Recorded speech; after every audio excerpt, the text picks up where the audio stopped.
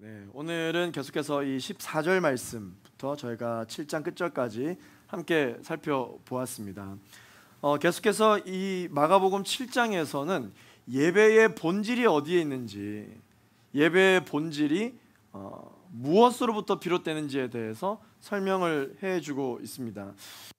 지난주에 살펴본 본문이지만 이 10절부터 11절까지 말씀이 있는데 우리 같이 한번 더 읽어보도록 하겠습니다. 10절부터 모세는 이르되 10절부터 읽으면 좋겠는데요. 마가복음 7장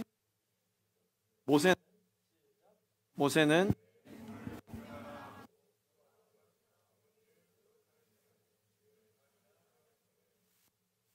너희는 이르되 사람이 아버지에게나 어머니에게나 말하기를 내가 드려 유익하게 할 것이 고르반 곧 하나님께 드림이 되었다고 하기만 하면 그만이라고. 아멘.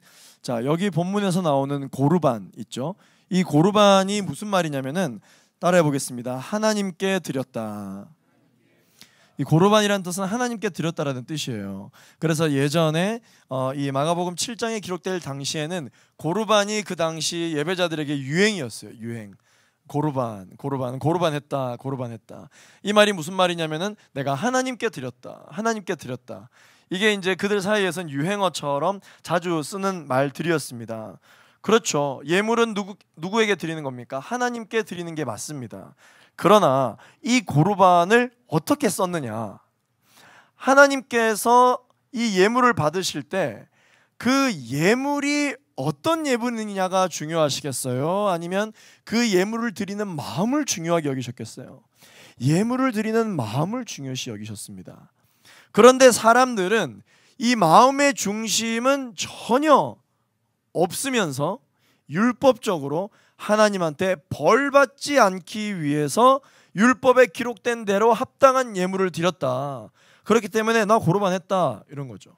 마치 뭐와 같느냐? 내가 오늘 예배에 와서 주님 앞에 신령과 진정으로 예배를 드리지 않고 그저 그냥 습관을 쫓아 나 주일날 예배 왔어. 나 할 거 다 했어. 난 지금 내 몸이 지금 여기 와 있어. 하나님께서 이번 한 주 동안 내가 교회를 갔으니 복을 주실 거야. 교회를 안 가면 벌을 주실 텐데 교회 왔으니 복을 주실 거야. 아무런 마음의 중심이 하나님께 드림 없이 그저 습관을 쫓아 그냥 주일 예배에 잠시 왔다 갈 때 너 교회 갔다 왔니? 갔다 왔지. 나 고르반 했어. 나는 했어. 나는 하나님한테 부끄러움이 없어. 나는 했어. 마음의 중심이 전혀 없는 상태에서도 나는 하나님께 할 것을 했다. 그런 의미에서의 이 고르반이 기록되고 있는 것입니다. 실제로 이 10절 말씀 고르반이 나오기 전에 모세가 어떻게 하라고 기록을 했다고 되어 있습니까? 내 부모를 공경하라 그랬다. 아버지나 어머니를 모욕하는 것은 죽임을 당하리라고 했다. 그러니까 부모를 공경하라고 했다. 그런데 실제로 이 예배자들이 부모를 공경하지 않으면서 부모를 공경하는 자는 다음과 같은 예물을 하라는 그 기록대로만 예물은 드리고 나서 나 부모님 공경했다. 실제 마음 가운데 부모님에 대한 마음은 전혀 없고 부모님에 대한 공경하는 마음은 없지만 나는 할 걸 했다. 하나님께 드렸다. 고르반 했다. 그러므로 나는 기록된 대로 부모님을 공경했다. 그렇게 이야기하고 있는 것이죠. 그러나 그 이야기를 지금 비판하고 있는 것입니다. 황소 한 마리를 드리는 것보다 하나님 앞에 기쁨과 감사의 제사를 드리는 것이 하나님 더욱더 기뻐 받으신다라고 말씀하셨던 것처럼 하나님은 우리의 마음의 중심을 보시는 분이십니다. 할렐루야. 오늘 우리가 대학 청년부 예배를 드리러 오셨죠. 여러분들 예배 왜 오셨어요? 여러분 오늘 여기 왜 오셨습니까? 일요일은 교회를 가야 되니까 오신 분들 있으실 것입니다. 축복합니다. 그럼요. 주일은 교회 가는 날이니까 와야죠. 그런데 우리 주님을 만날 것에 대한 기대하는 마음과 하나님 나의 시간을 주님 앞에 올려드립니다 라고 하는 주님을 만날 것에 대한 기대감은 없이 그저 고르반 했다라고 얘기했던 이스라엘 백성들처럼 가야죠. 주님 나 교회 왔어요. 나 오늘 예배 드렸습니다. 잘 부탁해요 하고 가는 것, 그것에 대하여 지금 지적하고 있는 것입니다. 신앙생활이 있고 종교생활이 있어요. 나는 신앙생활을 하고 있는가 아니면 종교생활을 하고 있는가. 나는 고르반했다라는 것을 사실 사람은 모릅니다. 난 고르반했다. 그랬구나. 정말 대단하다. 넌 정말 신앙생활을 잘하는구나. 너는 정말 율법에 적힌 대로 신앙생활을 잘하는구나. 그러나 하나님은 아신다라는 것이죠. 정말 내가 진심으로 고르반을 했는지, 아니면 정말 하나님을 사랑하는 마음으로 내가 고르반을 했는지 우리 주님은 아신다라는 것이죠. 그래서 무엇을 지적합니까? 마음의 중심은 없으면서 전통을 핑계 삼아 하나님의 말씀을 유명무실하게 만든 이 신앙생활에 대해서 지적을 하고 있는 것입니다. 오늘날 이 현대인들에게도 신앙생활의 이 겉모습만 화려하게 하려는, 이 고르반하려고 하는 이 사람들에 대하여 유명한 우리 신학자죠, A.W. 토저가 예배인가 쇼인가 라고 하는 책을 쓰면서 많은 예배자들에게 큰 감동을 주었습니다. 오늘날의 예배가 굉장히 콘서트화되고 굉장히 화려해지고 온갖 조명색과 모든 풀세션 악기들이 동원되며 프로그램 진행, 이런 것들이 굉장히 화려해지고 복잡해지다 보니 사람들이 예배를 참여하는 것이 아니라 행사에 참여하려고 한다. 예배를 준비하는 사람들이 하나님 앞에 예배를 준비하려 하지 아니하고 행사에 착오가 없도록 하려고 하고 있다. 그 예배를 받으시는 하나님의 마음이 어떨까? 예배인가 쇼인가? 그래서 이와 같이 예배의 변질을 경고하고 진정한 이 예배 회복을 위해서 이 책을 기록했다라고 되어 있습니다. 그래서 이 책의 한 부분 중에 보면은 이런 말이 있어요. 복음주의적 교회가 쇼맨십으로 물들고 있는 요즘, 예배 강단에서 쇼를 중단하자는 뜻에서 이 책이 기록되어졌다. 과연 요즘 교인들은 교회에 예배를 드리러 왔는가, 아니면 쇼를 보러 왔는가? 오늘날 순결한 예배가 쇼 기획 방식으로 기획되고 있다. 계산된 멘트, 감정을 조장하는 찬양, 입맛에 달콤한 설교. 껍데기 예배는 가라. 예배가 변질되면 모든 것이 망한다. 이 책에 기록되어 있는 것입니다. 우리 또한 마찬가지입니다. 하나님을 만나러 오셨습니까? 아니면 여러분들의 문제를 그저 해결하고 그저 여러분들의 이 가란 마음을 위로받기 위해 오셨습니까? 예배의 본질은 무엇인가? 예배는 받는 시간이 아니라 드리는 시간이다. 할렐루야. 누구에게 무엇을 드립니까? 우리 주님께 나의 마음과 온 전심을 주님 앞에 드리는 시간이 바로 우리의 예배가 되기를 예수 그리스도 이름으로 축원합니다. 한 번은 이 본질에 대하여 제가 다시 한 번 더 생각해 보게 된 한 계기가 있었습니다. 제가 정확하게 이 고3을 졸업하고 대학교 1학년 딱 올라갔을 때 처음은 아닙니다. 좀 한두 달 지났을 때에 이제 대청 예배, 청년부 예배를 드렸을 때의 일이었습니다. 제가 아직까지 알바라는 것을 해보지 않았었기 때문에 그 당시까지만 해도 부모님께 일주일 용돈을 받았었어요. 일주일 용돈을 받았는데 저는 성격상 이 돈을 계획적으로 쓰지 않고 있으면 쓰거든요. 그러다 보니까 항상 이 주초 월화수에는 재정에 대한 고민이 없는데 목금토 주일에는 항상 이 재정이 좀 그랬어요. 근데 그날은 제가 재정 관리를 너무 잘 못해가지고 깜빡하고 헌금까지 제가 못 남겨버린 거예요. 그런데 헌금 시간이 됐어요. 저희는 지금 온라인으로 헌금을 하지만 그런 건 없지만 예전에는 바구니가 이렇게 돌았잖아요. 헌금 바구니가 돌고 뒤에서 이제 헌금위원이 앞으로 나와서 이렇게 축도대에 서 있고 이렇게 하잖아요. 헌금 개수하고. 그래서 회계들이 매번 예배 끝나면 이제 헌금 개수하고 이제 그랬잖아요. 근데 그때 그 당시에는 그런 바구니가 이제 돌았었어요. 우리 교회는 그러지 않지만 헌금하는 시간이 됐어요. 그래서 앞에서 찬양팀이 이제 헌금 관련된 찬양을 하고 이제 앞에서 헌금 바구니가 이렇게 점점 이렇게 오는 거예요. 근데 여러분 제 두 호주머니에 돈이 없었어요. 헌금이 없었어요. 하나님 앞에 얼마나 회개했는지 몰라요. 하나님, 제가 정말 죄송합니다. 잘못했습니다. 제가 드릴 헌금까지 다 써버렸으니 어떻게 하면 좋습니까? 그래서 헌금을 드리지 못한 거에 대해서 회개를 했죠. 그랬는데 갑자기 생각이 하나가 떠오르는 거예요. 그게 뭐냐면 뒷주머니에 뭐가 하나 있었어요.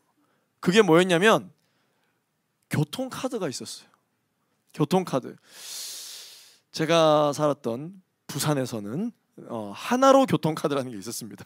혹시 여러분 아십니까? 하나로 교통카드 부산에서 오신 분들 몇 분 계시잖아요. 아시지 않아요? 네, 감사합니다. 그렇게 당당하게 손을 드실 줄은 몰랐네. 이런 카드가 있었거든요. 저는 그 당시 아직까지 고3이었기 때문에 원래 3월부터 이게 학생증 나오잖아요. 그래서 그때까지만 해도 내가 이 카드를 들고 교회를 왔다 갔다 했었거든. 근데 이 카드가 딱 있는 거예요. 네, 이제 화면 바꿔주셔도 됩니다.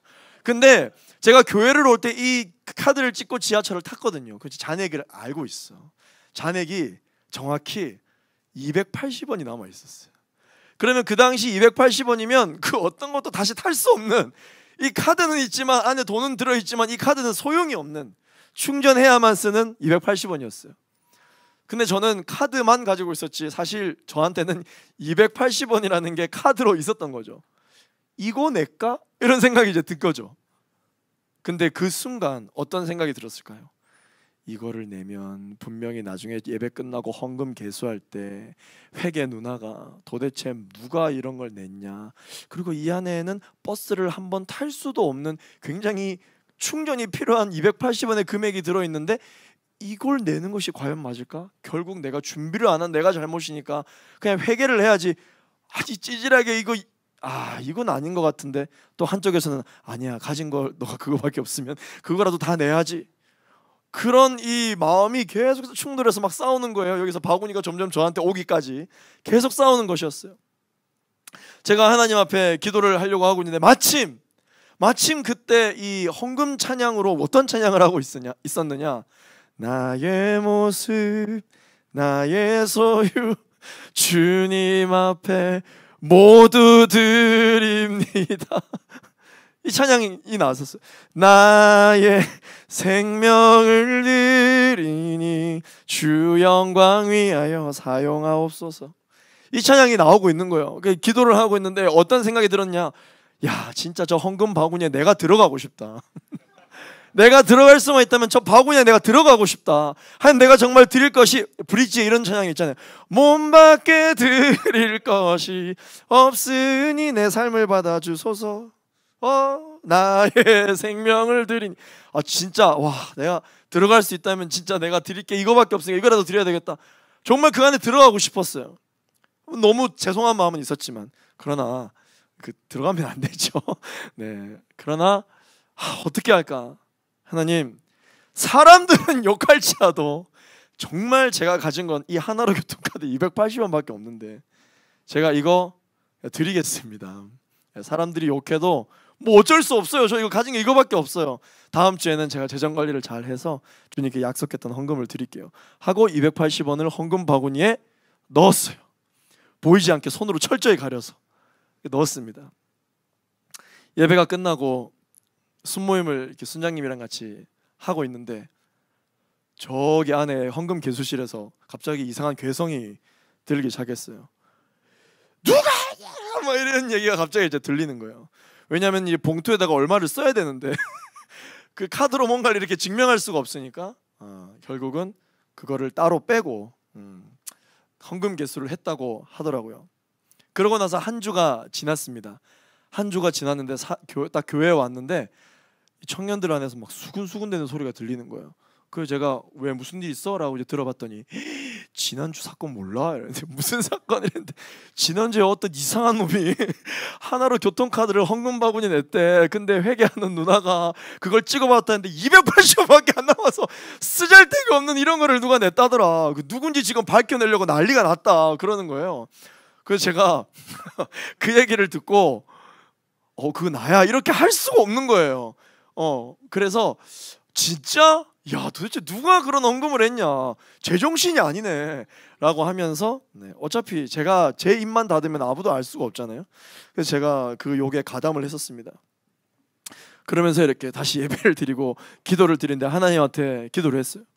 하나님, 제가 잘못 결정한 건가요? 하나님, 제가 잘못 선택했던 건가요?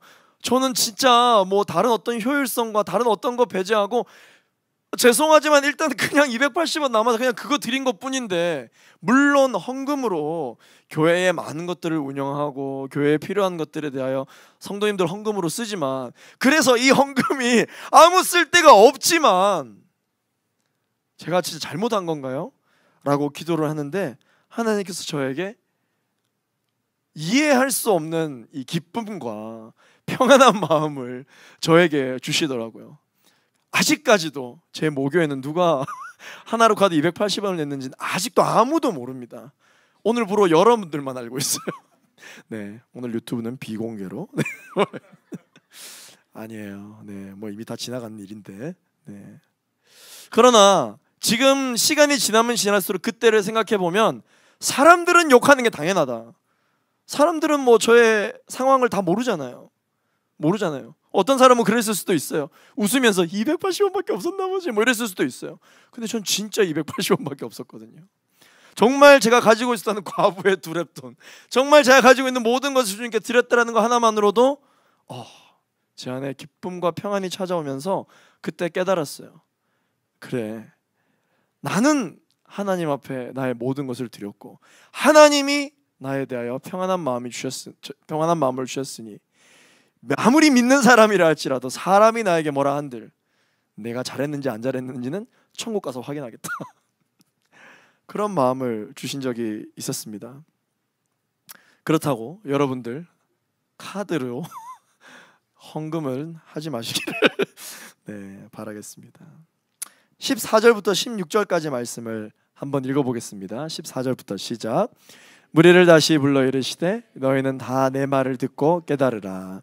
무엇이든지 밖에서 사람에게로 들어가는 것은 능히 사람을 더럽게 하지 못하되 사람 안에서 나오는 것이 사람을 더럽게 하는 것이니라 하시고. 아멘. 예수님은 계속해서 이 사람들이 환경 탓을 하는 것에 대하여 회개를 촉구하셨습니다. 회개하라, 천국이 가까웠느니라. 그래야 하나님의 나라에 들어갈 수 있다. 계속해서 회개하라고, 내면에 감추어져 있는 그 죄를 드러내서 회개하라고 이야기하는데, 사람들은 그때그때마다 이야기합니다. 이건 사실 내 잘못이 아닙니다. 이건 사실 나의 부모의 잘못이 나에게까지 답습된 거예요. 사실 이건 나의 잘못이 아닙니다. 우리가 살아가고 있는 왕이 통치를 잘못해서 우리가 이런 상황에 놓이게 될 수밖에 없었던 것이다. 이건 나의 잘못이 아닙니다. 내가 태어나기를 건강이 너무 약하게 태어났기 때문에 이건 내 잘못이 아닙니다. 왜 내가 이걸 회개해야 됩니까? 계속해서 남 탓을 하는, 계속해서 다른 상황에 대하여 자신의 죄를 탓하는 이 사람들을 보고 예수님께서는 그렇지 않다. 사람 밖에 있는 것이 더러운 것이 아니라 사람 안에 있는 것이 더럽다 라고 이야기를 설명을 하고 계십니다. 이렇게까지 말했는데도 사실은 사람들과 제자들은 도대체 예수님이 무슨 말씀을 하시는지 이해를 하지 못했습니다. 사람의 몸 밖에 있는 것이 사람의 몸 속으로 들어가 더럽게 못한다라는 것인데, 이걸 음식으로 이야기하면 사실 빨리 알아들었을 것인데 사람이 이해를 잘 못했던 것이죠. 그리고 사람 속에서 밖으로 나오는 것이 사람을 더럽게 한다라고 그렇게 다시 말씀을 해주셨습니다. 17절부터 19절까지 같이 한번 읽어보겠습니다. 17절부터 시작. 제자들이 그 비유를 묻자온대 예수께서 이르시되 너희도 이렇게 깨달음이 없느냐? 무엇이든지 밖에서 들어가는 것이 능히 사람을 더럽게 하지 못함을 알지 못하느냐? 이는 마음으로 들어가지 아니하고 배로 들어가 뒤로 나감이라. 이러므로 모든 음식물을 깨끗하다 하시니라. 아멘. 그저 뱃속으로 들어가는 것일 뿐이다. 뱃속으로 나오는 것이, 뱃속으로 들어갈 때 이미 더러웠기 때문에 뱃속으로 나오는 것이 더러운 것이 아니다. 들어갈 때는 더럽지 않게 들어갔으나 뱃속에서 그것이 배설물로 나오기 때문에 더러워지는 것이다. 생각해보라. 음식이 아무리 더러워도 더러운 음식을 사람이 먹느냐는 것이죠. 사람이 먹는 음식은 더러우면 절대 먹지 않는다. 그러므로 음식을 더럽다 말하지 말라. 아무리 조금은 상태가 좋지 않은 음식이라 할지라도 몸에 들어가서 몸 밖으로 나가는 음식보다 들어갈 때의 음식은 문제가 없다. 왜냐하면 사람이 더러운 것은 입에도 되지 않기 때문이다. 그러므로 너희 몸속이 더러운 것이니 내 몸속의 더러움을 깨끗이 해야 된다 라고 주님께서 설명해 주고 계신 것입니다. 20절부터 23절까지 말씀을 우리 한 번 더 읽어보겠습니다. 시작. 또 이르시되 사람에게서 나오는 그것이 사람을 더럽게 하느니라. 속에서 곧 사람의 마음에서 나오는 것은 악한 생각 곧 음란과 도둑질과 살인과 간음과 탐욕과 악독과 속임과 음탕과 질투와 비방과 교만과 우매함이니 이 모든 악한 것이 다 속에서 나와서 사람을 더럽게 하느니라. 여러분, 세상이 인간을 이렇게 만들었습니까? 아니면 인간이 세상을 이렇게 만들었습니까? 사실은 인간들이 깨끗한 세상에 살고 싶다라고 이야기하면서 다른 사람이 살아가고 있는 세상마저도 깨끗하게 만들 것에 대해서는 관심이 없어요. 오히려 자신이 거주하고 있는 곳, 자신이 머무는 곳, 이곳만 깨끗하면 된다는 생각으로 다른 사람이 살아가고 있는 세상에 대해서는 관심이 없는 이 이기심과 욕심과 교만과 이 더러운 마음들 때문에 결국은 어떻게 되었습니까? 이 세상이 더럽게 된 것이죠. 이 세상이 더럽게 된 것입니다. 여러분, 우리가 살아가고 있는 이 세상에서 우리가 이토록 연약하고 부족하게 된 까닭이 무엇입니까? 그것은 세상이 우리를 이렇게 만들었다 할 수 없습니다. 세상이 설령 우리를 그러한 방향으로 이끌어간다 할지라도 사실은 우리가 세상이 제시한 그 길을 가겠다라고 결정을 했기 때문이에요. 오늘 주일 예배 때 우리 이상균 담임 목사님께서 선악과에 대해서 이야기를 해주셨어요. 이 선악과에 대한 부분을 많이들 궁금해한다. 그렇다면 묻겠다. 선악과가 있었기 때문에 인간이 죄를 짓게 되었느냐? 아니면 인간이 선악과를 따먹게 됐기 때문에 죄를 짓게 되었느냐? 이 설명을 해주시더라고요. 정말 맞는 말씀입니다. 사실 이 선악과가 있었기 때문에 인간이 죄를 지을 수밖에 없었던 것은 아니죠. 결국은 인간이 그 선악과가 먹음직도 하고 보암직도 할 만큼 탐스럽게 하더라. 따먹기로 결정을 한 것이죠. 사람의 뱃속에서 나오는 것은 여러분 배설물이잖아요. 인간의 마음 속에서 나오는 이 악한 생각과 음란, 도둑질, 살인, 간음, 탐욕, 거짓말, 방탕, 질투, 비방, 교만, 이 어리석음은 다 우리 몸 속에서 나오는 것들이다. 우리는 오히려 우리 몸 밖에서 이런 것들이 우리 속으로 들어오기 때문에 우리의 삶이 이렇게 지금 엉망진창이다라고 이야기할지는 모르겠지만 그렇지 않습니다. 이런 것들이 아무리 더러운 것들이 우리 몸속에 들어오더라도 우리의 마음 가운데, 우리의 영혼 가운데, 우리의 몸 가운데 이런 것들과 싸워서 깨끗하게 만들어낼 수 있는 힘이 있다면 아무리 더러운 것들이 들어오더라도 이것이 더러운 배설물로 나가지 않는 것입니다.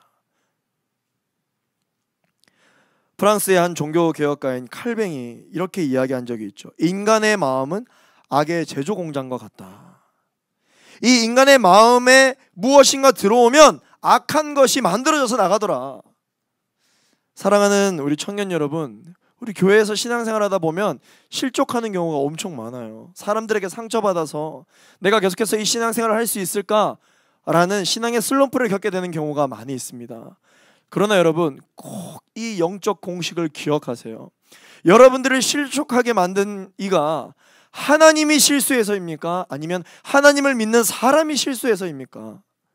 결국은 사람을 실족하게 하는 것은 하나님을 믿는 사람이건 믿지 않는 사람이건 사람이 실수한 것이거든요. 그런데 우리는 사람이 실수했는데 어떻게 하나님이 나한테 이럴 수 있냐고 그렇게 이야기를 하고 슬럼프에 빠지게 됩니다. 여러분, 하나님은 실수가 없으신 분이십니다. 사람은 실수밖에 없어요. 실수밖에 없어요. 믿는 사람이라 할지라도 그 사람이 실수를 덜 하기 위하여 몸부림을 치는 인생을 살 뿐이지 실수합니다. 여러분 스스로는 어떻습니까? 우리나라 신앙생활, 우리나라 기독교인들의 특징이 무엇이냐면 다른 사람은 너무나도 사랑으로 잘 용서하면서 자기 자신을 그렇게 용서하지 못하는 게 우리나라 사람들의 특징이에요. 자기 자신에게는 어찌 그리 가혹한지, 아무리 내가 잘해도 다른 사람들에게는 내가 인정받기를 원하면서 내가 나를 인정하지 못하는 자기를 사랑하는 마음이 없어요. 그런데 여러분, 성령이 충만하고 예수님이 내 마음 가운데 주인으로 자리 잡으면 그렇게 내가 사랑스러울 수 없어요. 그렇게 나 자신이 사랑스러울 수 없습니다. 연약하고 부족하지만 그럼에도 불구하고 내 마음 가운데 살아 역사하시는 예수 그리스도로 말미암아 내가 또다시 일어서서 열심으로 살아갈 것을 생각해 보면 그저 하나님께 감사할 수밖에 없는 것이죠. 그래서 우리가 신앙생활을 할 때 어떤 마음이 있어야 된다고 제가 얘기했어요? 긍휼히 여기는 마음이 있어야 된다. 우리 마음 가운데 성령으로 충만하면 긍휼히 여기는 마음이 생긴다. 긍휼히 여기는 마음이란 어떤 마음이라고요? 불쌍히 여기는 마음이다. 어떤 사람이 나에게 실족하도록 말과 행동을 했다? 내 안에 성령이 없으면 쟤 뭐야 어떻게 저런 사람이 리더십을 할 수 있어? 어떻게 저러면서 교회 다니는 사람이라고 할 수 있어? 라고 할 수 있지만 내 마음 가운데 성령이 들어와 역사하시기 시작하면 똑같은 상황에 대해서도 어떻게 바라보게 되느냐? 불쌍하다. 저 사람이 내가 만난 하나님을 만나게 되면 절대 저런 말을 하지 않을 텐데 불쌍하다. 저 사람이 내가 만난 하나님을 경험하게만 된다면 저 사람이 저렇게 말하고 혼자 힘들어하지 않을 텐데. 그 영혼을 위해 기도하라는 말, 원수를 위하여 기도하라는 말은 바로 이 긍휼히 여기는 마음에서부터 비롯되는 것입니다. 사랑하는 우리 일요일 교회 청년 여러분, 긍휼 공동체가 되기를 예수 그리스도 이름으로 축원합니다. 아멘. 끝으로 하나님께서 오늘 본문을 통해 우리에게 뭐라고 말씀하시느냐? 하나님은 나의 중심을 보신다. 따라하겠습니다. 하나님은 나의 중심을 보신다. 할렐루야. 아멘. 인간은 항상 좋은 생각을 할까요? 그렇지 않습니다. 인간은 항상 악한 생각을 합니다. 그러나 그것을 밖으로 드러내느냐 드러내지 않느냐의 차이는 있을 수 있겠죠. 그러면 악한 생각을 하고 있음에도 불구하고 악한 생각을 하고 있다는 것을 드러내지 않는다 하여 그 사람을 더러 선한 사람이라 할 수 있습니까? 사람은 할 수 있겠죠. 사람은 그 사람을 더러 선한 사람이라고 할 수 있겠죠. 그러나 이 선과 악을 정확하게 판단하시며 인간의 내면과 중심을 꿰뚫어 보시는 하나님께서 보셨을 때 악한 생각을 표출하지 않았다 하여 그 사람을 선하다고 이야기하실까요? 그렇지 않습니다. 인간은 항상 악한 생각을 하게 되어 있어요. 인간의 머릿속에는 항상 이 분노와 배신, 보복, 질투, 음란이 자리 잡고 있습니다. 예수님께서 말하죠. 이웃의 아내를 범하는 자가 가늠한 자냐? 아니면 그렇게 생각하고 말로만 했다고 해서 그 사람이 가늠한 자냐? 생각하고 말로만 해도 가늠한 자라고 말씀하셨어요. 인간의 내면 세계를 하나님은 중심을 보시는 분이시기 때문입니다. 중심을 보시기 때문이에요. 종교적 위선, 가면 이런 것들이 너무나도 많죠. 심지어 사람들은 그런 것들을 어떻게 해서든지 감추려고 하기 위하여 동양과 서양을 막론하고 자신들을 감추어줄, 자신들을 가리워줄, 자신을 보호해줄 신을 만들어냅니다. 내가 음란한 거를 마음껏 아무 고민 없이 즐기고 싶다? 음란의 신을 만들어버립니다. 이 음란의 신이 말씀하시는데 그게 어떻게 잘못된 거냐? 음란의 신. 수많은 우상과 수많은 이 재물을 쏟아부어서 자신을 가리려고 하는 이 위선의 신들을 만드는 것이죠. 여러분들이 잘 아는 이 일본만 해도 여러분 신이 몇 개의 종류가 있는 줄 아세요? 이 신이 800만 개가 있습니다. 800만 개. 신이 800만 개가 있어요. 나중에 일본뿐만 아닙니다. 동남아시아에 가게 되면 인구 수만큼이나 많은 신이 있어요. 모든 것에 신이 다 있다. 그렇다면 여러분 그 신들은 진짜일까요? 정말 그 신들이 사람의 기륭화복을 주장하는 그런 신이 될 수 있을까요? 여러분 우리는 적어도 알 수 있습니다. 사람이 신을 만드는 것인가? 아니면 신이 사람을 만드는 것인가? 사람이 신을 통치하는가? 아니면 신이 사람을 통치하는가? 여러분 사람이 통치할 수 있는 신이라면 그게 신입니까? 사람이 만들 수 있으면 그게 신입니까? 아니요. 신이 사람을 통치하고 신이 사람을 만들죠. 이 세상에 사람이 만들지 않고 스스로 존재하신 유일한 신이 있는데 그분이 누구냐면 바로 만군의 여호와 하나님이십니다. 그 외에 어떤 우상도 그 외에 어떤 신도 사람이 만든 거예요. 사람이 만든 거예요. 그런데 여러분 왜 그런 우상에게 절하고 우상에게 제사를 지내고 굿하면 뭔가 원했던 일들이 일어나고 뭔가 저주가 풀려나는 것 같고 뭔가 이 악한 귀신들이 막 도망가는 것 같고 왜 굿하고 점보고 뭐 이렇게 운세 보면 다 맞는 것 같죠? 왜 그런 걸까요? 우연히 맞은 걸까요? 그렇지 않습니다. 여러분, 굿하면 귀신이 물러가죠? 제가 예전에 한번 얘기한 것 같은데 굿하면 귀신이 물러가죠? 왜 물러갑니까? 귀신이 물러가는 척을 하는 것입니다. 물러가는 척을 하는 것이에요. 왜? 성경에도 보면 사탄 마귀가 있고 그 졸개들이 있다고 되어 있어요. 그리고 군대 귀신이라는 게 있다고 했죠. 군대 귀신이라 하면 그 군대 귀신이고 그 위에 또 다른 귀신들이 있다는 것입니다. 그렇다면 여러분, 이 악한 영을 주관하는 이 악한 대장되는 귀신이 있다면 귀신을 불러와서 더 강한 귀신을 불러와서 약한 귀신에게 물러가라 그러면 물러가느냐? 물러간다고요. 왜? 그렇게 물러갔을 때 더 큰 귀신의 존재를 믿고 더 큰 귀신의 말을 더 잘 들을 수만 있다면 악한 귀신들 보고 가라고 그런다고요. 그러면 갑니다. 이러한 영적인 세계는 실제 있는 일이에요. 그러나 여러분, 그 자그마한 졸개 귀신들을 물리친 더 큰 귀신이 우리를 행복하게 하느냐? 결국은 우리를 지옥으로 인도하는 악한 세력들이라는 것이죠. 스포츠 신문에 오늘의 운세 어플 찾아보세요. 어찌 이렇게 정확할까? 오늘은 물을 조심하자. 오늘은 차를 조심하자. 네? 그런 일이 있을 수 있죠. 왜? 여러분들이 그런 얘기를 들었을 때 하나님이 아니라 더 그런 것에 의지할 수만 있다면 사탄은 충분히 여러분들이 원하는 것을 들어줍니다. 일어나게 해준다고요. 그러나 여러분, 그 응답의 결론이 무엇이냐? 그것은 사망입니다. 그것은 패망입니다. 그러나 우리의 모습을 가장 잘 아시고 우리를 가장 선한 길로 인도해 주시기로 하시는 참신이자 참 부모이신 하나님께서는 우리가 원하는 걸 들어주시지 않는 것 같으나 하나님께서는 이미 새로운 일을 시작하고 계시는 분이십니다. 그분이 바로 우리 주님이세요. 우리는 신앙생활을 할 때 모든 종교적인 위선과 가면을 벗어내야 합니다. 바로 이 예배 장소에서 벗어야 돼요. 하나님 앞에 나아갈 때는 있는 모습 그대로 진실되게 나아가야 된다는 것이죠. 그래서 예수님이 정말 내 마음 가운데 있는 사람들은요, 사람들이 긍정적이에요. 사람들이 꿈을 이야기합니다. 사람들의 그 사람의 표정을 보면 항상 행복이 넘쳐나요. 행복이 넘쳐납니다. 왜냐? 내 안에 계신 예수님이 바로 생명력이 있으신 분이기 때문입니다. 생명력이 있으신 분이기 때문입니다. 여러분, 우리는 누구의 형상대로 창조되었나요? 하나님의 형상대로 창조되었어요. 하나님의 형상대로 창조되었다는 말이 무슨 말입니까? 하나님처럼 만들어졌다라는 거예요.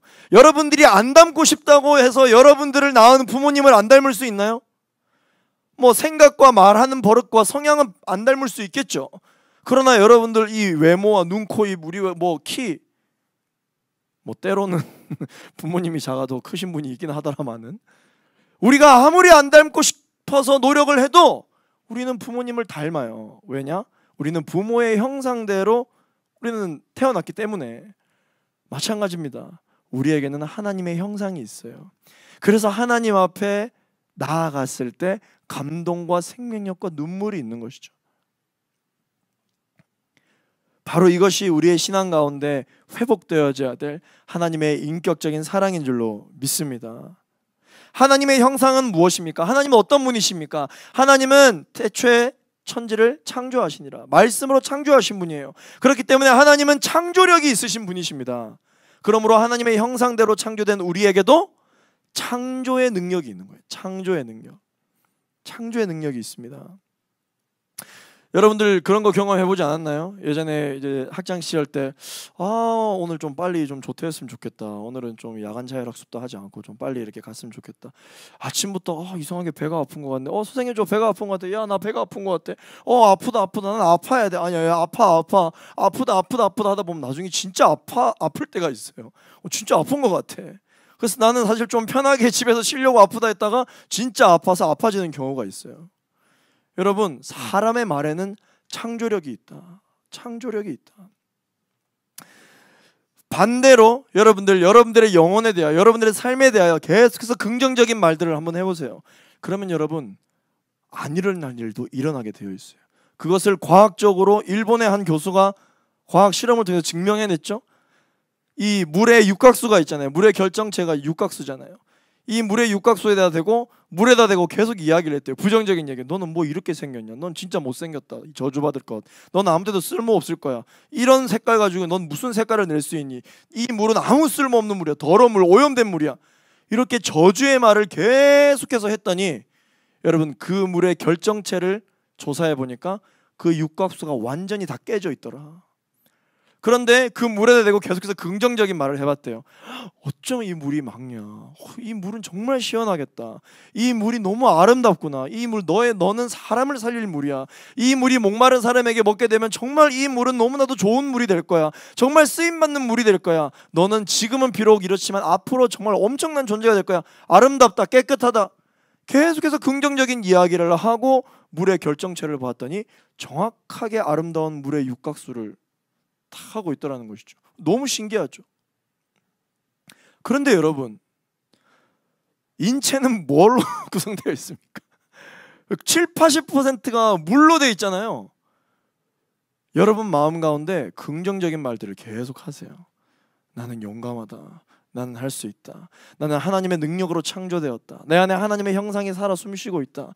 나는 오늘도 다시 일어날 것이다. 나는 회복될 것이다. 나는 하나님을 사랑하고 하나님 나를 사랑한다. 사람들은 지금 나를 인정하지 않겠지만 나는 다시 일어나서 사람들에게 생명을 주는 사람이 될 것이다. 선포하고 이야기하고 고백해 보세요. 여러분들의 삶의 그 기도가 응답으로 나타나게 될 줄로 믿습니다. 여러분, 찬양하면 힘이 나잖아요. 찬양하면 기도가 안 됐다가도 그 찬양 때문에 기도하는데 힘이 생기잖아요. 왜 그런지 알아요? 찬양에는 다 하나님을 높여드리는 가사로 되어 있거든요. 그래서 나는 뭐라고 지금 이 상황 가운데 고백해야 될지 모르겠지만 앞에 인도자가 부르는 찬양의 가사의 고백을 통해서 같이 찬양하고 그 찬양에 내 몸과 내 영혼을 실어서 고백하잖아요. 힘이 생겨요. 왜냐? 그 찬양의 가사의 고백이 영혼을 살리는 고백이기 때문입니다. 그러나 여러분, 하나님의 형상은 무엇입니까? 하나님은 창조력이 있고 하나님은 생명력이 있고 하나님은 늘 살리는 생각만 하세요. 제가 이번에 여러분, 우리가 다이어트에서 예배를 드리고 있지만 여기 밑에 4층, 지하 1층 여기 계속해서 리모델링 공사가 진행되고 있고, 제가 또 교회에서 예배를 담당하다 보니까 우리 예배 본당에 어떻게 하면 이 예배 스태프들이 이렇게 좋은 환경에서 또 예배를 섬길 수 있을까? 카메라, 드럼, 건반, 모니터, 스피커, 인이어, 모든 장비를 다 지금 막 견적을 내보고 있거든요. 그러려면은 이 인테리어 쪽에도 굉장히 중요한 부분들이 많아요. 이 음향이 여기에 설치됐을 때 음악이 쫙 스피커를 통해서 뻗어나가면 어느 벽과 기둥에 부딪혀서 어디에 하울링이 나고 여러 가지 등등 이 건축 인테리어에 있어서 굉장히 함께 협업을 많이 하게 돼요. 그런데 이번에 지금 우리 일요일 교회 성도님 중에 한 분이 이제 이 인테리어 쪽 건축 쪽에서 종사하고 계신 분이 있는데, 철저히 내가 이 교회가 새로 세워지는 것에 대하여 제가 섬기겠습니다. 그래서 한 푼도 받지 않고 이사도 이 집 주변으로, 여기 교회 주변으로 오셔가지고 매일같이 교회 현장에 와서 모든 업체들과 이 도면대로 진행되어진 것들을 완전 그냥 총괄로 책임지고 진행하고 계시는 분이 계세요. 우리 그 집사님이랑 같이 제가 이번 주에 식사를 같이 했는데 그러는 거예요. 힘들지 않으세요? 너무 어렵지 않으세요? 또 이 일하시는 인부님들은 이 교회 다니시는 분들 아니니까 일하다가 잠시 휴식한다 그러면 교회 앞에서 담배 피고 막 이러고, 또 회식할 때 아무리 교회더라도 그렇지 여기는 뭐 막걸리도 없네 뭐 이런 얘기도 하고, 이런 사람들 다 대해야 되고 하니까 저는 어떤 생각을 했냐면 너무 힘드시겠다. 또 개인의 사업까지 다 내려놓으시고 이렇게 교회 건축 현장에 계속 와 계시고, 오히려 직장의 직장 직원들이 교회로 와서 그 집사님께 컨펌을 받고 가는 이런 현상이 계속 있다 보니까 너무 힘드시겠다, 어렵지 않으세요? 제가 그렇게 이야기를 했죠. 그랬더니 집사님이 그렇게 이야기를 하시더라고요. 목사님 무슨 소리세요? 너무 행복합니다. 너무 기쁩니다. 누가 이걸 섬길 수가 있겠어요? 제가 이 부분에 대해서 아니까 섬길 수가 있죠. 이걸 섬길 수 있게 해주신 하나님께 너무 감사드립니다. 그런데요 목사님, 제가 진짜 이 교회가 세워지는 것을 보면서 제가 하나님께 기도를 하는데, 하나님께서 창세기 말씀에서 천지를 창조하실 때 왜 그렇게 기뻤는지를 제가 이해가 됩니다. 그게 무슨 말입니까? 목사님 보세요. 하나님은 계속해서 창조해내세요. 하나님이 창조할 때 그 창조 세계에 대하여 생각이 없으셨겠어요? 아무것도 없었잖아요. 어둠만 있었어요. 그런데 하나님께서 가장 먼저 빛을 만드시고, 그 다음 궁창을 만드시고, 바다와 하늘로 만드시고, 그 다음에 이렇게 땅과 묻을 만들어 놓으시고, 그 안에다가 뭘 넣을까? 그 계획대로 넣으시고, 보시기에 심히 좋았더라 행복해 하시고. 제가 요즘 그래요. 이 교회가 하나하나 시멘트를 바르고 벽에 도배를 하고 도장을 하고 도면을 보고 계속해서 기도하고 상상하고 꿈꾸고 세워지는 것을 보고 하는데, 창세기 때 하나님께서 어떤 마음이셨는지 내가 요즘 너무 느끼고 있다. 하나님이 내게 임하시면 내 삶에도 이 창조가 일어나겠구나. 아무것도 보이지 않는 어둠 가운데서 하나님께서 어디에 빛을 비추고 계신지, 어디에 무엇을 세우실지, 어디에 어떤 벽을 치고, 어디에 어떤 커튼을 달고, 어디에 어떤 이 사무용품과 그런 가구들을 놓게 될지 기도하면 하나님께서 계속 생각나게 하시더라. 계속해서 새로운 생각이 나게 하시더라. 계속해서 창조의 생각이 나게 하시더라. 할렐루야. 하나님의 은혜 안에는 창조의 생각들이 있어요. 그런데 이렇게 이야기를 하시더라고요. 한 번도 하나님께 기도했는데 하나님이 멸망의 생각을 해주신 적이 없다. 오히려 속썩이는 인부가 있어요. 이상하리만큼 말을 안 듣는 그 한 분야의 어떤 인부님이 계신데, 너무 이분 때문에 속상해서 이분을 내쳐야 되겠다. 다른 분을 좀 섭외해야 되겠다. 그래서 하나님 누구를 섭외할까라고 기도하는데, 기도하면 기도할수록 하나님께서는 제거하고 없애고 죽이고 멸망시키고 두려움의 생각을 주시는 것이 아니라 살리는 생각, 할렐루야, 그 사람과 함께 새롭게 시작하는 생각, 생명력 있는 생각, 그런 생각을 주시더라. 흑암이 여전히 우리의 삶 가운데 가득하다 할지라도 여전히 하나님의 영이 그 수면 위에 운행하고 계시는 줄로 믿습니다. 바로 그래요. 여러분, 캠퍼스에서 보고서를 쓸 때도, 캠퍼스에서 리포터를 쓸 때도, 또 발표 과제를 준비할 때도, 또 직장에서 프로젝트 기획안을 쓸 때도 여러분 기도하셔서 하나님이 주시는 창조의 생각들로 일하시게 되는 여러분 되시기를 예수 그리스도 이름으로 축원합니다. 저는 그것을 경험했어요. 심지어 소망이 없어 보인다라는 군대에서도 저는 연병장에서 하나님께 기도할 때 하나님께서 창조의 생각들을 부어주셨었어요. 그래서 제가 위병소 근무를 설 때, 제가 자주 위병소 근무를 섰었던 한 청년이 있는데 이 대마초 중독자거든요. 근데 이 대마초 중독자에 뭔 선한 것이 날 수 있겠습니까? 그렇죠? 대마초 중독자 애한테 뭐 희망의 얘기를 뭘 할 수 있겠어요? 그런데 기도하는데 갑자기 이 애가 떠오르게 하셔서 이 애랑 이야기를 하다 보니까 알고 보니까 제가 하려고 했던 프로젝트의 적임자였던 거죠. 그 친구를 콜링해서 함께 이 군대에 필요한 일들을 기획하고 했는데 굉장히 좋은 성과를 냈어요. 하나님은 깨닫게 해주시는 분이고 생각나게 해주시는 분이십니다. 할렐루야. 여러분들의 힘과 여러분들의 노하우와 여러분들의 의지로 하려고 하면은 늘 만나는 게 뭐냐? 한계, 벽, 장애물을 만나게 됩니다. 그러나 우리 주님과 함께하면 벽을 만나더라도 벽을 뛰어넘어설 수 있는 아이디어를, 할렐루야, 장애물을 만나더라도 이 장애물을 어떻게 다스려야 할지에 대한 창조의 생각들을 주님이 우리에게 부어주실 줄로 믿습니다. 참선이 있고 위선이 있어요. 참선은 하나님께서 주시는 것이요, 위선은 세상이 주는 선입니다. 하나님께서 주시는 참선이 우리 안에 있을 때 생명력이 넘쳐나게 되는 줄로 믿습니다. 나뿐만 아니라 나와 함께하는 많은 사람들을 감동시키는 사람이 될 줄로 믿습니다. 기적을 경험하게 되는 거예요. 그러나 세상이 주는 선이 우리 안에 있을 때는 이것은 위선이요. 이 위선 안에는 생명력이 없고 감동이 없고 일은 될지 모르겠지만 기적은 일어나지 않는 것입니다. 사랑하는 청년 여러분, 하나님의 형상이 내 안에 있게 되기를 예수 그리스도 이름으로 축원합니다. 하나님의 시선이 우리 안에 있게 되기를 원합니다. 하나님의 말씀이 저와 여러분 안에 있게 되기를 예수 그리스도 이름으로 축원합니다. 아멘. 이걸 어떻게 확인할 수 있는지 알아요? 어떤 한 목사님이 이렇게 농담 삼아 해주신 이야기인데, 한 권사님을 예를 들어서 권사님 중에 기도하는 권사님인지 기도 안 하는 권사님인지 알아내는 방법이 있다. 그 방법이 무엇이냐면 하고 놀래키는 거라는 거죠. 놀래키는 것이다. 그래서 기도하는 권사님한테 옆에 가서 하고 놀래키면 기도하는 권사님은 주여 이렇게 한다는 거죠. 근데 기도 안 하는 권사님인데 엄청 기도 많이 하는 척하는 권사님, 맨날 새벽 기도가 매일 늦게 나가고 하는 권사님이 있는데 그 권사님한테 이렇게 얘기할 때 이렇게 나온다는 것이죠. 네, 이것이 뭐 성경에 나와 있는 얘기는 아니지만 여러분들 제가 한번 해봐야겠어.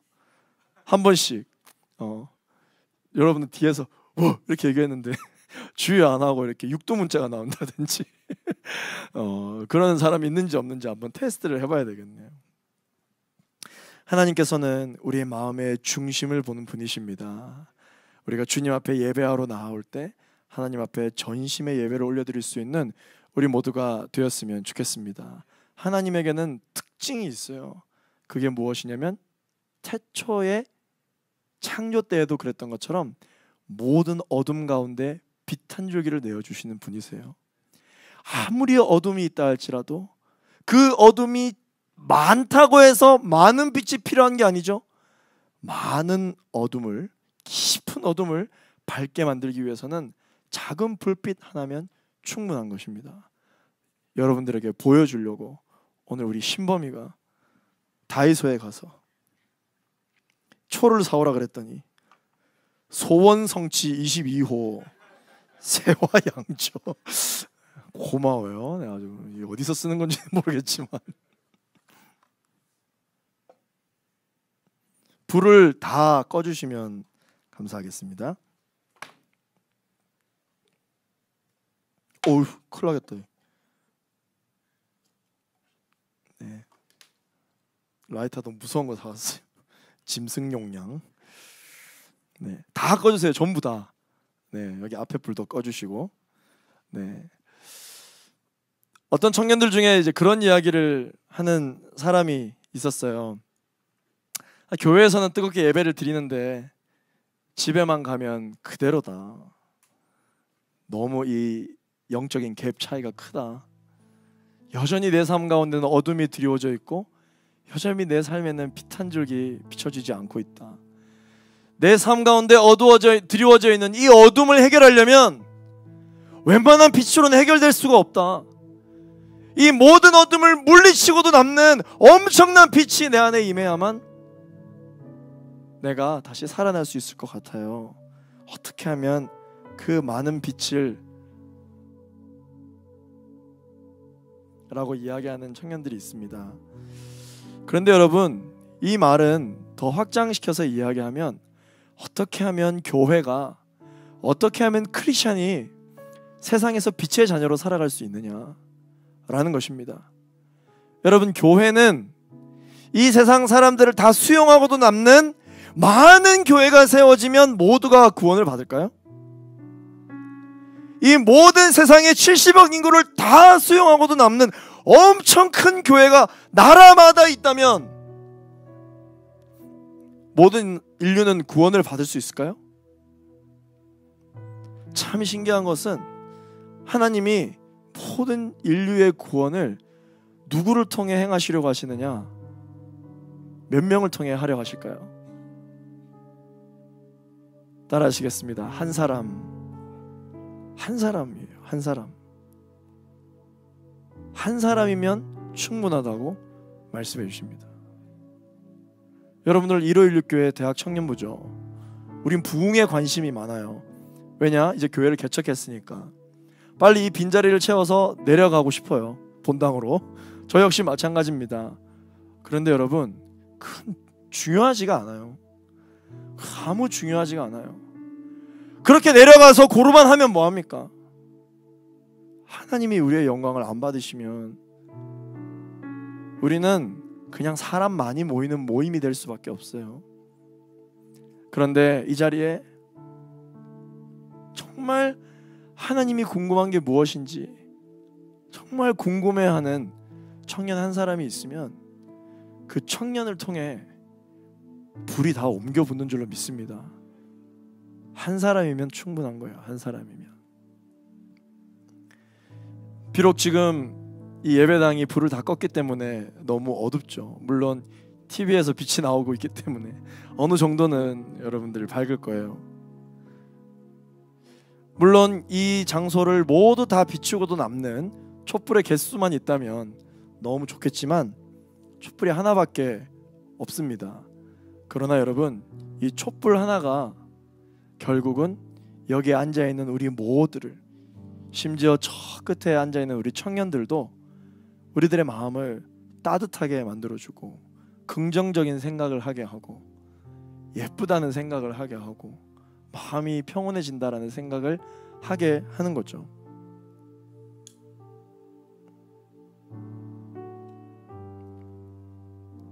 와, 분위기가 너무 이상한데 이거? 어디 저 산속 뭐 어디서 본 것 같은데 이거?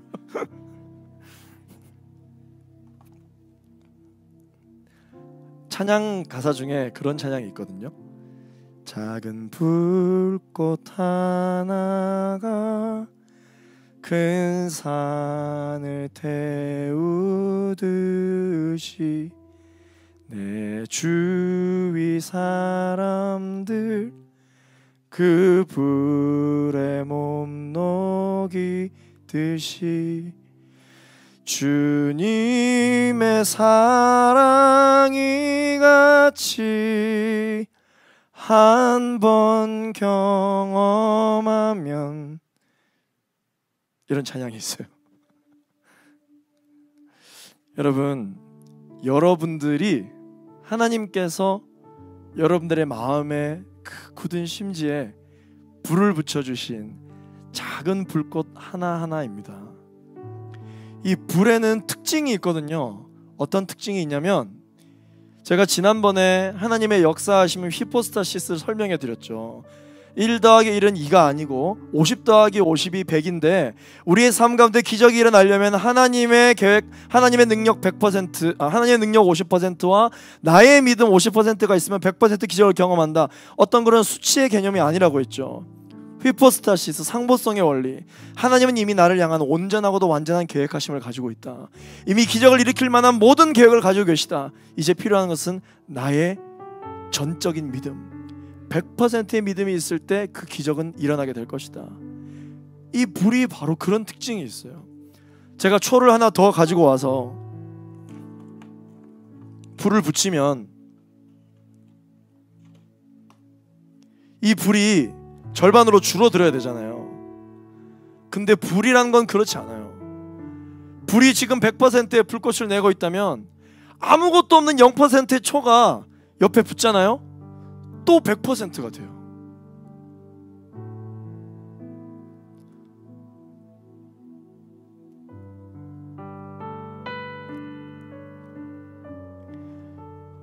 나눠줬으니까 줄어들어야 되는데 똑같은 100%의 불이 생겼어요.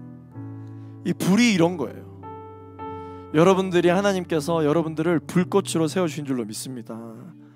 여러분들이 작은 불꽃 하나가 되면 여러분들이 복음을 전하려고 애쓰지 않아도, 여러분들이 가정을 뭔가 변화시켜 보려고 애쓰지 않아도, 여러분들이 직장에서 나의 팀을 변화시키려고 애쓰지 않아도, 캠퍼스를 변화시키려고 애쓰지 않아도 불이 옮겨 붙게 돼 있어요. 누구에게? 그 불이 궁금한 사람에게. 그 불이 옮겨 붙기를 원하는 사람이 있으면 붙게 돼 있어요.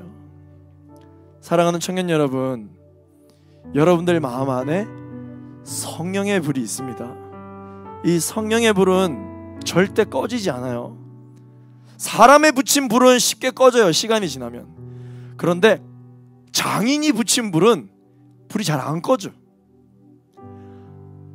하물며 하나님께서 우리에게 불을 붙여주셨는데 그 불이 쉽게 꺼지겠어요? 절대 불이 쉽게 꺼지지 않습니다. 여러분들이 그 불을 꺼뜨리려고 해도 한 번 붙은 불은 잘 꺼지지 않아요. 마치 숯불에 붙은 불처럼 불의 형상은 없어 보여도 갑자기 바람이 불기 시작하면 빨개졌다가 다시 시커매졌다가 빨개졌다가 시커매졌다가 계속해서 바람을 붙이면 그 빨개진 것이 더 불을 번져서 불이 확 다시 피어오르게 만들죠.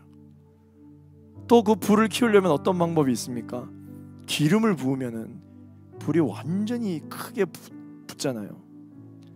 또한 그 꺼져 있는 불이라 할지라도 그 숯불에 탈 수 있는 연소작용이 일어날 수 있는 어떤 물질을 넣으면 불이 옮겨 붙어요.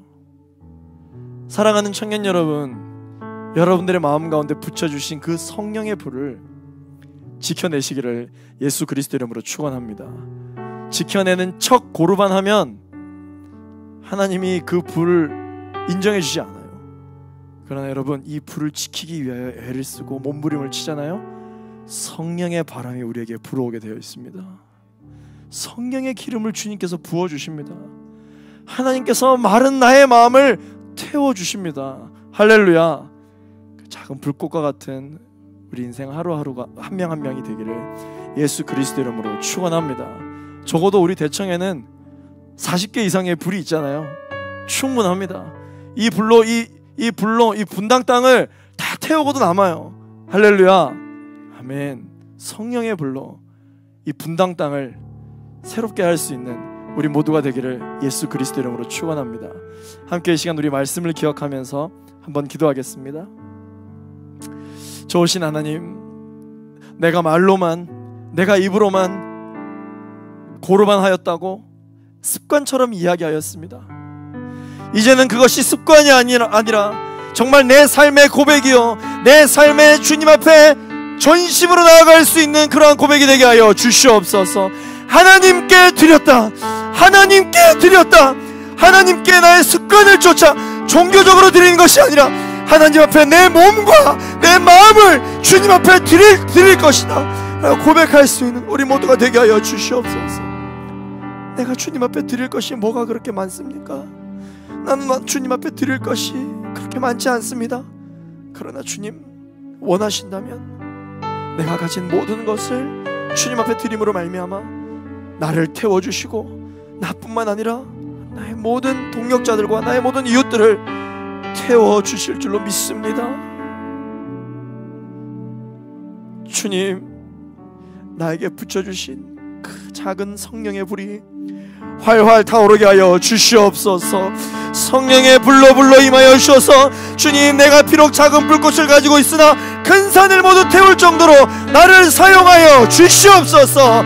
주님, 내가 주님을 사랑함으로 신령과 진정으로 주님 앞에 나가기를 원합니다.